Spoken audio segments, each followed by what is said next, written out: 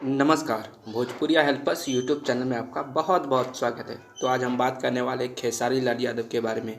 तो खेसारी लाल यादव का कल एक और नया वीडियो का सॉन्ग रिलीज होने जा रहा है, जिस गाने का नाम है पत्तल चलावे के पड़ता। इस गाने को हिट मशीन खेसारी लाल यादव ने गाया है और लिरिक्स को यादव राज ने लिखा है और म्यूज़िक को आर्या शर्मा ने दिया है।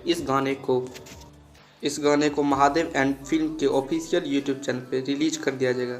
अगर आप इस वीडियो को देखना चाहते हैं तो आप हमारे वीडियो के डिस्क्रिप्शन को चेक करें, वहाँ पे आपको लिंक मिल जाएगा। नहीं तो आप महादेव एंड फिल्म के ऑफिशियल यूट्यूब चैनल पर जाके इसे देख सकते हैं। और आपको खेसारी लाल यादव से रिलेटेड वीडियो चाहिए तो आप हमारे यूट्यूब चैनल को सब्सक्राइब कर लें, क्योंकि यहाँ पे खेसारी लाल यादव से रिलेटेड वीडियो आपको हमेशा देखने को मिलेंगे। आप हमारे चैनल को सब्सक्राइब कर लें।